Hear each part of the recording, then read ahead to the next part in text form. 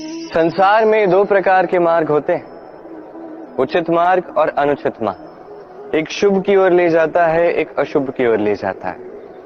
कई बार अज्ञानतावश जीवन में हम वो मार्ग चुन लेते हैं जो अनुचित होता है, फिर स्वयं को आश्वासित भी कर देते हैं कि अब यही मार्ग पे चलना होगा, यहां से लौट के जा नहीं सकते। किंतु यदि मैं आपको सत्य बताऊं तो वो केवल आपका भ्रम है।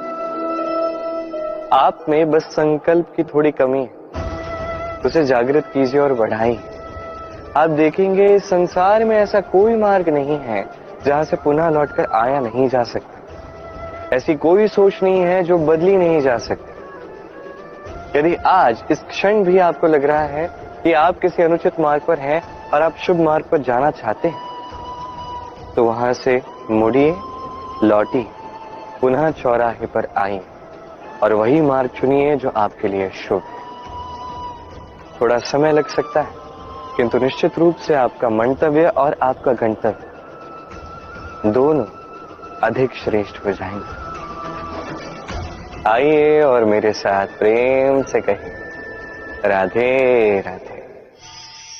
सिंह, देखा जाए तो सिंह वन का राजा है, किंतु जब सिंह को वन के राजा को भूख लगती है तो उसे भी बाहर आके कर्म करना पड़ता है।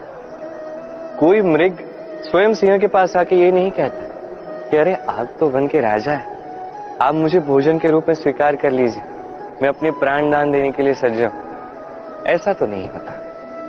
सिंह को गुफा से बाहर आना पड़ता है, वन में भटकना पड़ता है, घात लगानी पड़ती, हर प्रकार का परिश्रम करने के पश्चात उसकी भूख शांत होती है।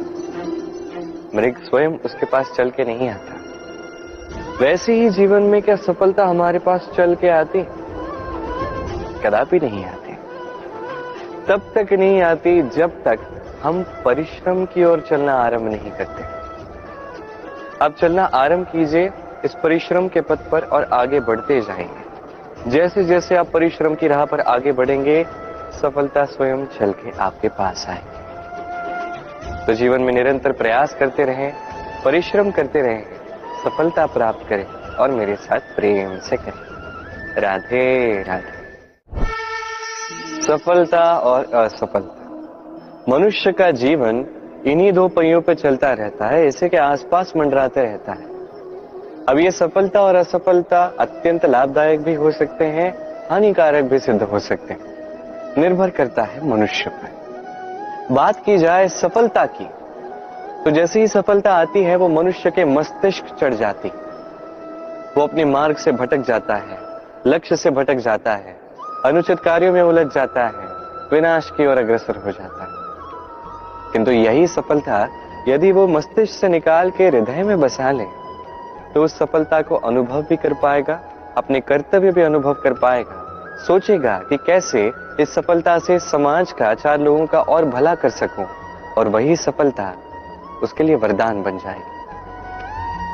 यही बात की जाए असफलता की, तो जैसी असफलता आती है तो मनुष्य उसे हृदय में बसा लेता है, दुखी हो जाता है, हारा हुआ अनुभव करता है, जीवन में आगे बढ़ने का साहस जुटा ही नहीं पाता।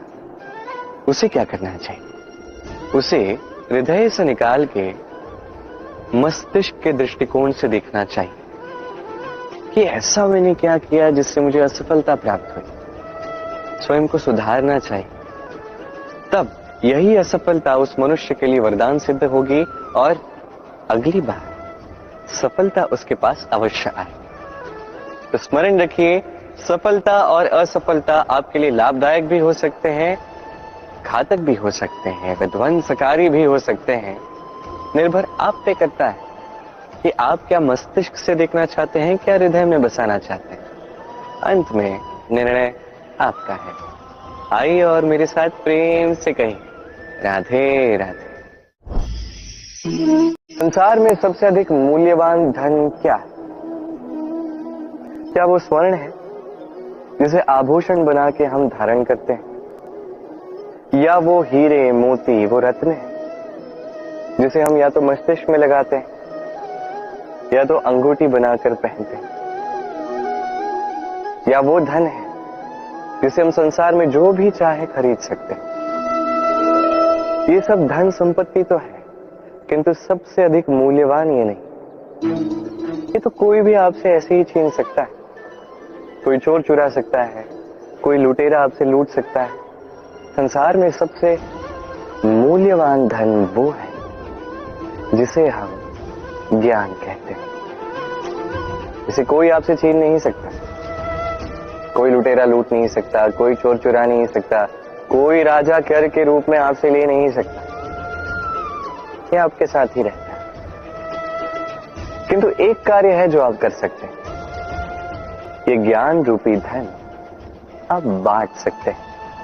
एकमात्र ऐसा धन है ये ज्ञान जो बांटने से और बढ़ता है। इसलिए जीवन में सदैव स्मरण रखिएगा, ज्ञान प्राप्त करने पर विश्वास रखिए, धन प्राप्त करने पर ये मन प्रसन्न होकर कहेगा राधे राधे।